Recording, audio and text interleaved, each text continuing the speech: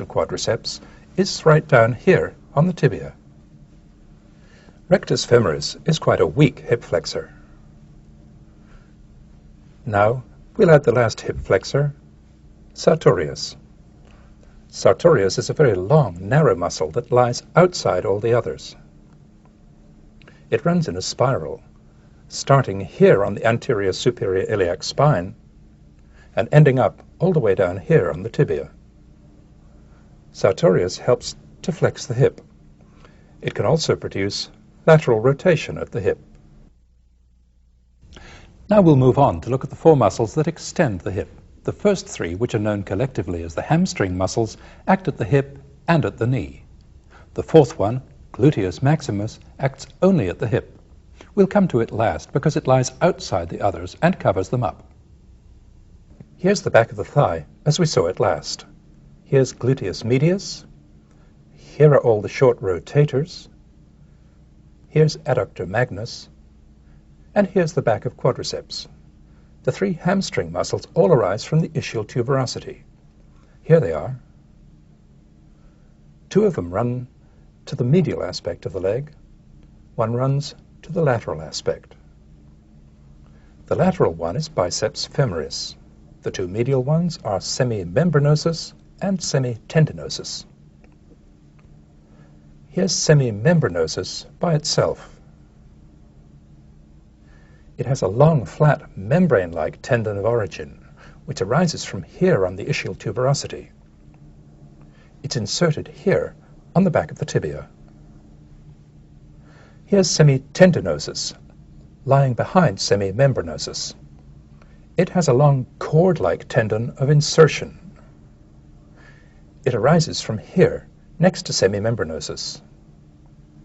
It inserts down here on the medial aspect of the tibia, close to two other muscles that we've seen already, sartorius and gracilis.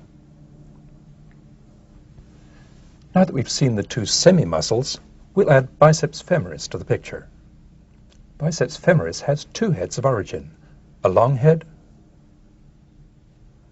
and a short head. The long head arises from here on the ischial tuberosity, along with semitendinosus. The short head arises from almost the whole length of the linea aspera, and from this supracondylar line. The two heads of biceps femoris join together, forming a tendon that runs down behind the lateral aspect of the knee, then runs forward to insert here on the head of the fibula. We'll be taking another look at the hamstring muscles and their actions at the knee in the next section. We'll look at their action at the hip in a minute, but before we do that, we'll add the last and largest of the hip extensors, gluteus maximus, to the picture. Here's the upper end of the hamstring muscles. Here, overlying them, is gluteus maximus. It's a thick, flat sheet of muscle.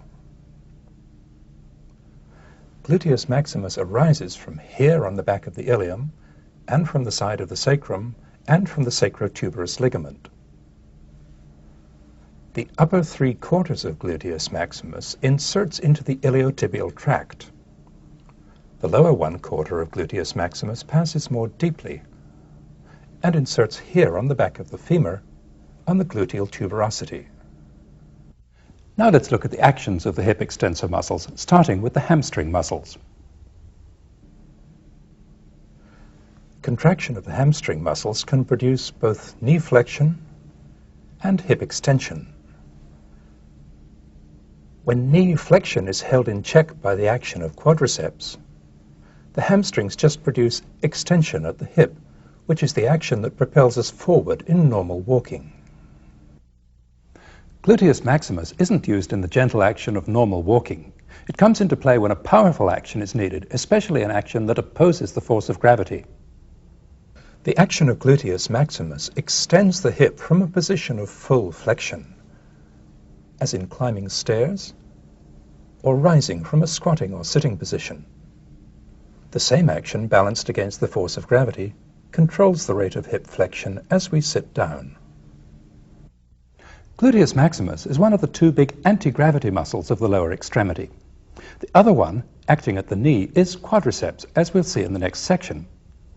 Gluteus maximus has yet another set of actions when the lower extremity is fixed and upright. Then the action of gluteus maximus pulls the back of the pelvis downward, raising the body from a forward bend at the hips, or when balanced against gravity, controlling the rate of bending forward. Now we've looked at all the muscles that produce hip movement. As we've seen, several of them also have important actions at the knee, and we'll be looking at these a second time in the next section. We're almost ready to move on to look at the vessels and nerves of the hip region, but before we do that, let's review what we've just seen of the muscles. Here's gluteus maximus, biceps femoris, semitendinosus, and semimembranosus. Here's gluteus medius and gluteus minimus. Here's piriformis, obturator internus, and quadratus femoris. And here's adductor magnus, seen from behind.